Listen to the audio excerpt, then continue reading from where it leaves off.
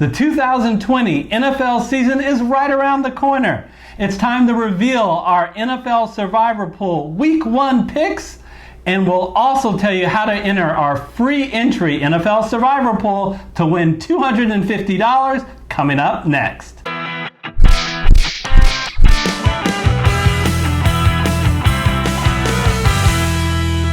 Hello everyone, I'm Eric Lee. And I'm Michael Wiley, and we're the Fantasy Football Consultants. Michael, how's it going? And welcome to the show. For those that don't know Michael, he guested in this spot last year a number of times, but now you are a full-fledged regular co-host for this season. It's great to have you aboard. Yeah, so excited to be here and excited for the season. Can't wait. Yeah. Well, tell the viewers a little bit about yourself and your background playing fantasy football and the NFL in general. Yeah, so during my NFL career, which never existed, I've been involved in fantasy football since Eric roped me in a long time ago, but specifically participating in survivor pools. I have done that several years through work and beyond, but I come at this really through my background as a coach and player, played through high school and beyond. And really, as a coach, I think that's the way I come into this and focus on. I've been coaching several years now at the high school level, JV that is, but I think it kind of brings that dimension, and you'll hear that through how I approach this. All right. So, I want to tell our viewers all about the rest of the things that we do on this channel. In addition to the NFL Survivor Pools, we are heavily into daily fantasy football. We really suggest you take a look. We'll put it in the description at our NFL DFS Masterclass, a 9-course series. You don't want to miss that. You also don't want to miss our weekly shows on FanDuel and DraftKings. And our DraftKings show, you have an opportunity to enter a free contest to win up to $100. So if you haven't yet, make sure you're subscribed to our channel. We want to thank all of you who already are subscribed so you don't miss any of our content. I know you checked it out. Gary and I did a NFL Survivor strategy show. That's a really important show. Super important. We'll put the link up on the screen now. It shows you the different strategies and factors you should consider when you compete in NFL Survivor, whether it be a really small pool with your friends or one of those massive pools on Yahoo. So speaking of pools, Michael, what about ours at the FFC? We have a free entry contest pool. I want to go through the rules so they know exactly what they're getting into. Basically, it's like other survivor pools that you guys have participated in. Each week you pick one team to win the game. If that team wins, you get to continue to play. A key part of the rules is that once you've picked a team, you can't select that team again. So that's where a lot of the challenge comes. It makes this very difficult, as you heard from Gary and Eric. The way we've set it up is we're going to go ahead and do that through CBS Sports. You're going to have an account, and you can sign up for a free account. If you already have an account and you can't remember that, there's a really easy way to enter in your email and remember that account, or you can just set one up new. And then what we have is we've set up a link that you see there on your screen that you click on. Depending on how your default browser works, you might have to make sure that it's the same browser that you logged into CBS Sports so that you can get into the survivor pool that we have set up. Yeah, and we'll include that link in the description so that you can just click on it once you've signed up via CBS Sports. So a couple of technical details that we want to describe for you about our NFL Survivor Pool. Look, there's no second life, Michael. If your team loses or ties, you are eliminated. It's over. If you forget to make a pick, you are eliminated. When does your picks lock? Look, you can input your pick at any time and change it as many times as you want on CBS Sports, but it will lock to whatever your most recent pick was 5 minutes before the scheduled time of the game for that day. So, for example, if it's Friday and you forget to make the pick of the Thursday game, all is not lost. You can't pick the Thursday game, obviously, but you are eligible to pick all the Sunday games. But Sunday, 5 minutes before the first game on that day, if you don't make that pick, then you can't make any of the picks on any of the Sunday games. So, and if you have a pick in there, it locks as that pick. You can't change it. And finally, in order to qualify, you have to be a FFC subscriber on YouTube, which is really easy. You can do it right now. Hit that red subscriber button. Very good. So it is free to enter, so opportunity to get some free cash here, because the total prize pool, as mentioned, is $250. Whoever the sole survivor will take home $200. Whoever, if it is more than one competitor that survives the entire time, then that $200 will be split evenly among all of those survivors. What about that other $50? We kind of think of that as a bonus. We didn't, even though we're doing our picks on CBSSports.com, we didn't want to lose that interactivity with seeing people's thoughts on the YouTube comments. If you are somebody that survived the entire time or was the sole survivor, you'll get an additional $50 if you entered your picks on the YouTube comment section every week. And we love it if when you make a pick in the YouTube comment section, you also, say why, really one sentence for why you're making that pick. Because we really want to get like the wisdom of the crowd going, where on the YouTube comment section we can see what people are thinking and why they're thinking it. Michael, let's get on to what people tuned in for week 1. NFL Survivor. We're going to look at what we think are the best lines, the games that we think you should be selecting from. And there's 7 games, Michael. Want to walk us through what the lines are, those 7 games, and what the teams are? Yep. So the 7 games, the 3 of the games have the same line, same spread. And this is, again, the latest information that we have at this time. That's Buffalo, New England, the favorites at home, in Philadelphia, 6-point favorite as well, but they're on the road. Indianapolis is 7-point favorite at Jacksonville. San Francisco favored by 7.5 points at home versus Arizona. And then Baltimore and Kansas City both at home as well are favorites. Kansas City a 10-point favorite, Baltimore 8.5 over Cleveland. Well, let's start right at the top. Kansas City, that 10-point favorite over Houston, and Houston's got to be thinking, I tell you, I don't get no respect at all. oh, poor Houston, what is going on? This is the same Houston team, guess what, in the regular season that beat Kansas City. And it's the same Houston team that was up 24-0 in the playoffs. We don't want to talk about what happened after that. They just got demolished after that, lost 51-31. But they're a 10-win team. They're a team that has a pretty strong quarterback. They're a team that comes into the season with a healthy J.J. Watt. I don't get it. Well, I think the NFL season gods, the ones who pick the schedule, are really against them here. I mean, obviously, any Andy Reid team, and specifically the NFL champion Kansas City Chiefs, is someone you don't want to face on week 1. No, but I think what a lot of people do is, look, I'm just going to go over the highest spread. We talked about in the strategy why that isn't the correct strategy. You want to pick among the highest, but not necessarily the highest. And here's the deal. Here's the problem. Let me name some teams that are on Kansas City's schedule for the rest of this year. Las Vegas. I got that right, by the way. I didn't call them Oakland. Las Vegas, New York Jets, Carolina, Denver, Miami, and the LA Chargers. All of those teams are weaker than Houston. Simply save the Kansas City Chiefs for another day. Yeah, and most of those are playing them twice, right? So, there is always that slight possibility that there's a little bump in the road at the beginning of the season. So save Kansas City, no question. Yeah, and a lot of, no preseason. It's very unpredictable. This is a scary week 1. And I understand the incentive, like it's a scary week 1. I'm just going to go with the team that's most highest favorite. And that's fine. You can do that. We won't.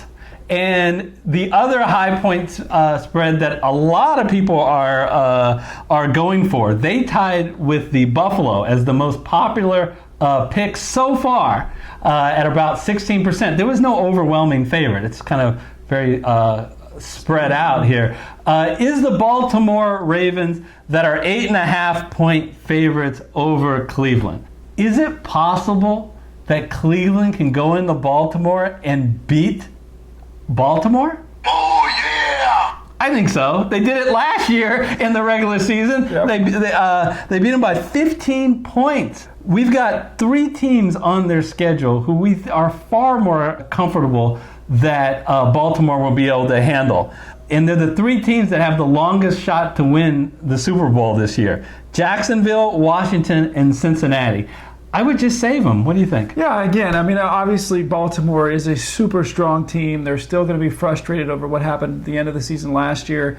They're a strong pick, but, Cleveland's no slouch. Baker Mayfield, shows up sometimes and doesn't, and when he does show up, they're a strong team. Again, week 1, I think there are some even safer picks, but you have to take into account future value, and Baltimore is, again, super strong future value. I want to talk to you about this theory as a coach yourself. How do you think defenses obviously last year did not know how to handle Lamar Jackson? I mean, he's a quarterback like no other in the NFL. Yeah. But now they have all the offseason to scheme against that. That's right. Do you think that they'll be better in handling them, or is he just too good of a talent? No, I certainly think teams will adjust. And actually earlier in the season, before perhaps Baltimore adjusts to those adjustments, there's a little bit of more risk in Baltimore being able to do what they did last year. But yes, I do think he is a talent. He brings unique things to the table, depending on the willingness to let him get out there and run. He didn't take a lot of big hits last year. Obviously that could change things. I think that he's going to find ways to make plays. There was so much hype about this Cleveland Brown team last year that they were just so great, and then they cost a lot of Survivor Pool players early by getting upset in week 1. But maybe it's coming a year later. They have a lot of offensive weapons. Mayfield has another year under his belt. You got Odell Beckham Jr., who last year was hurt most of the year, right. And he should be stronger. You got Landry. How about Kareem Hunt? Yeah, and he was suspended for most of last year. Now he has a full offseason to know the playbook. Chubb, they backed up a truckload of money for Austin Hooper. If you're going to play Baltimore, you got to be worried about some of these things. Yeah, that's right. I think Cleveland is perhaps going to be a wild card this whole season long. Okay, let's move on to San Francisco, a 7.5-point favorite over Arizona. This is, Michael, the 3rd big favorite, which I just think that their opponent is too good, and they're better games later on from a future value perspective. I have a question for you. What is going to happen in this game if somehow Arizona gets ahead and forces San Francisco to try to catch up via the pass, and they have no pass receivers? They're all... Who are they throwing it to? I don't know.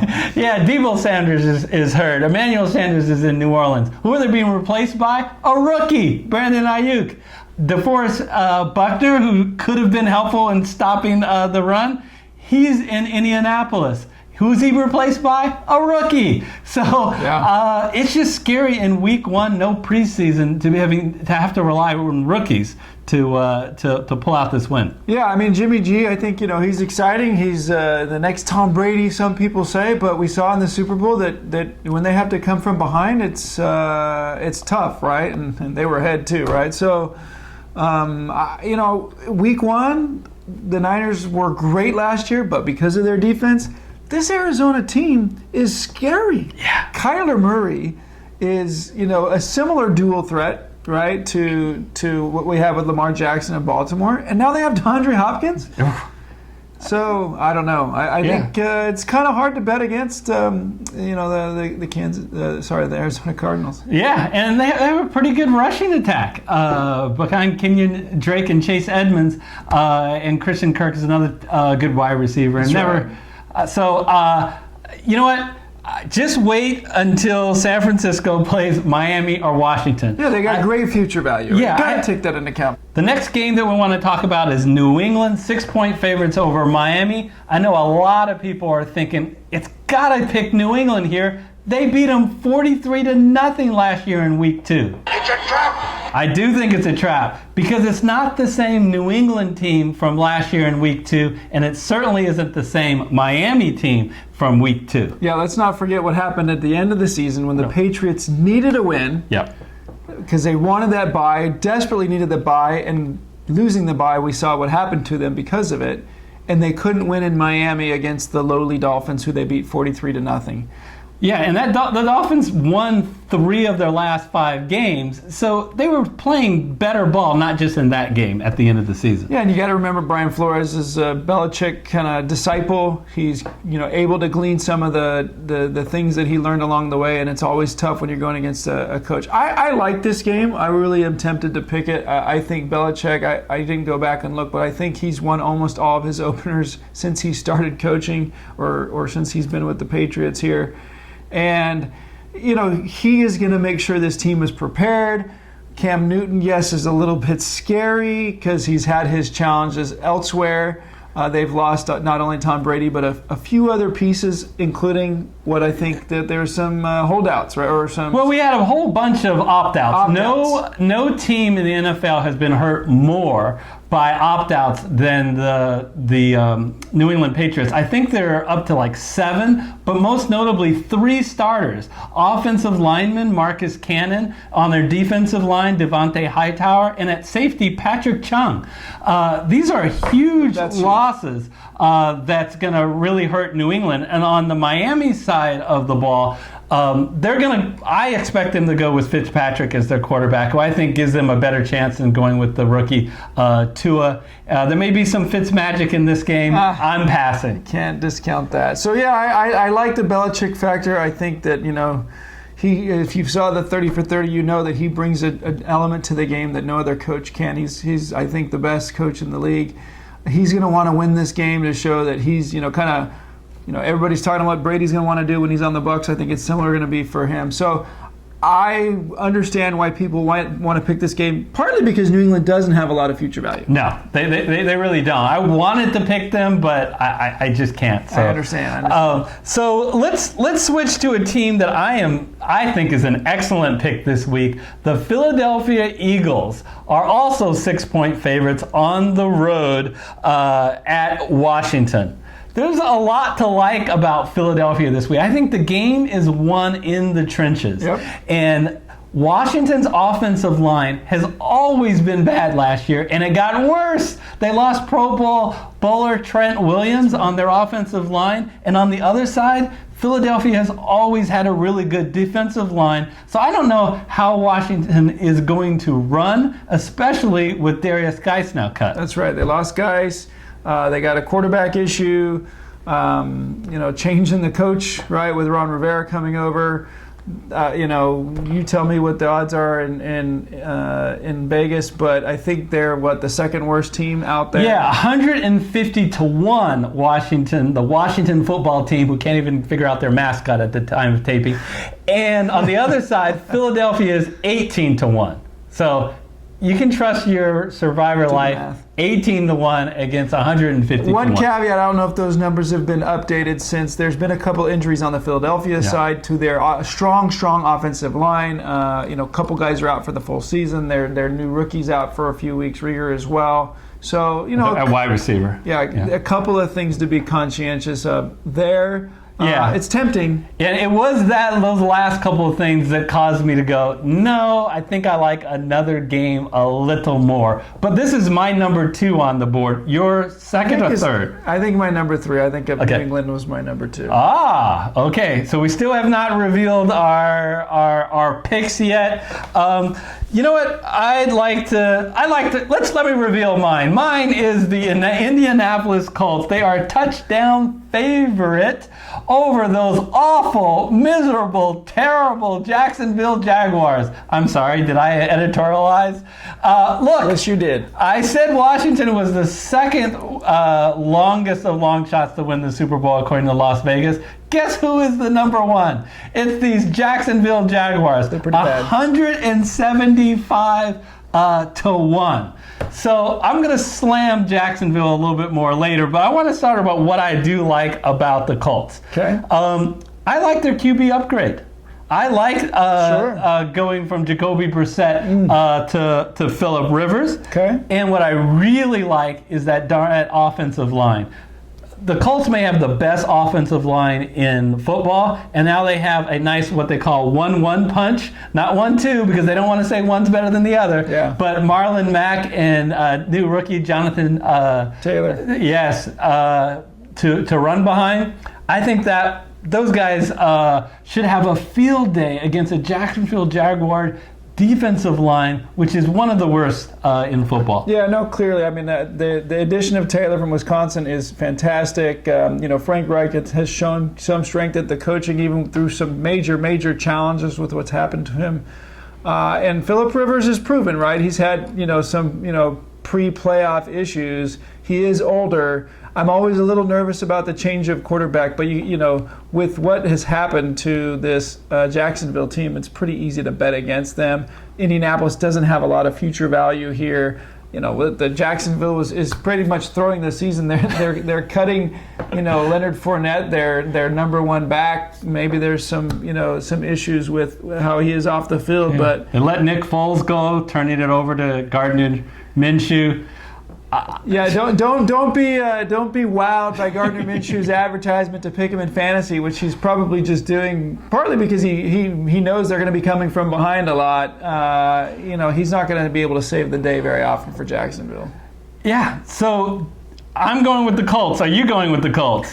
No, you gave a pretty good argument. We haven't really touched on the rivalry game. A lot of these are interdivisional teams. This isn't necessarily a rivalry game, and I really think the benefit from rivalry comes from later in the season once they've played each other once.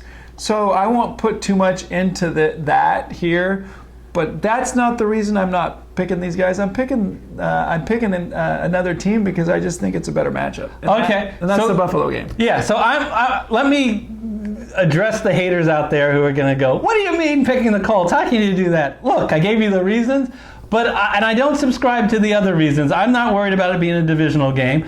I'm not worried about the fact that Indianapolis is on the road. There's some people who are like, I'll never pick a road team. Yep. Well, whatever. I'm going to pick a road team. If there ever was a time that you can pick a road team, how about when there's going to be no fans in the stands? How about in week 1 when it doesn't look, you don't have the playing a game and then traveling when weather's pleasant. Yeah, exactly. Yeah. So I feel good about my Colt pick.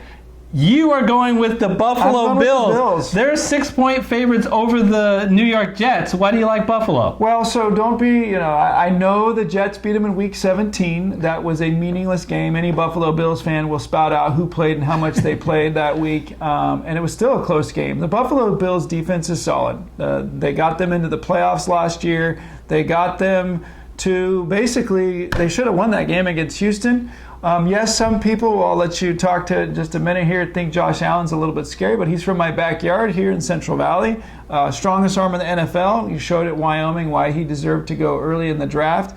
He can do a lot with his legs, and he's listening to Sean McDermott, who's telling him to, basically play a defensive trench war game, and they've done a very good job with that. I was really impressed with what he did to come back after they gave up the lead against Houston in the playoffs. Yes, they don't blow teams out, but this Jets team is not great. I think Adam Gase, I don't know what to think of him still. He's not being able to really he's not doing well with Le'Veon Bell. With Frank Gore. How old's Frank Gore now? 75? Yeah. I think he's 37, which is basically the equivalent in running back years. Love the guy. He was great for so many years, but I just think you can pick against the Jets this early in the season. Although, you tell me, Eric, I think there are a few things to like about what the Jets. They've always, this last year they were a stronger team than perhaps they started, right? Yeah, well, they were a better team with Sam Darnold than they were with Kevin Falk. Remember, Darnold had mono and he was out 3 weeks. That's right. They lost all those 3 games, but not counting those 3 games, when Darnold was their quarterback, he was 7-6.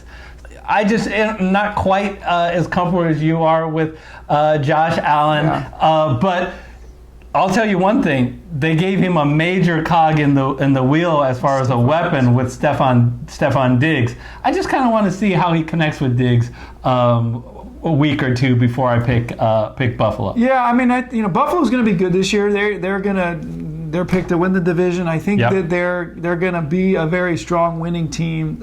Closer games because of how they play the game and rely so much on their defense. This is week 1, so there's a lot to be conservative about in week 1. For that reason, some of you may want to go with some of the higher flyers who seem to be bigger locks. But This is a unique season. I think coaching is going to make a very big difference early in the season because of the lack of preseason games. I want to go with proven coaches. I want to go with proven quarterbacks. I like this Buffalo game. I think it's a pretty safe pick. I understand why you're going to Indianapolis. I don't disagree with that as well. I actually think New England's going to safely win that Miami game as well. So I think you got a lot of options this week. Week one, jitters accepted. And the other caveat is we're filming this a little bit early and something could change. Yes, and if something changes, we're going to give us an out that we can write it in the comment section before the game starts. Everything's on the up and up. We'll let you know if we feel like we have to change our pick. But a lot of things could happen with injuries or positive tests. Curious, I'm not asking you to pick the games, but how many upsets do you think? Like, of those 7, how many upsets do you think that we will have? Probably no more than one. So I'm going to. Oh, really? With a friend of mine that. Okay, and I think it's a week one concern is probably why you're saying that. Yeah, and it's no preseason. I think that we could have some surprises. Let's just hope it's not Buffalo or Indianapolis. Yeah, exactly. So right now, my pick is the Indianapolis Colts. Michael is going with the Buffalo Bills. If we look at what the crowd is going with, the crowd's pick is the Baltimore Ravens over the Cleveland Browns. And if you just go by the spreads, the odds, Las Vegas is going with the world champion, Kansas City Chiefs. So it's kind of neat, Michael. 4 different picks for week 1. Yeah. So we will be back next week to see how that shapes out. If you made it this far in the video, please help us out and smash that like button. Get a habit in doing that in all our videos. Also, if you haven't yet, and to be eligible for the Survivor Pool, make sure you've hit the red subscriber button. We'd like to thank all the people who've already hit the red subscriber button. And if you want to be notified of our future videos, hit the bell icon. Yeah, and don't forget to comment. If you want to be eligible for the $50 special bonus, you have to, enter in your pick in the comment section. So don't forget to do that as well. That sounds good. And Michael, I can't wait. Almost 1 week away Finally. to watch some NFL football. Until we see you next time, be safe, take care, and see you later.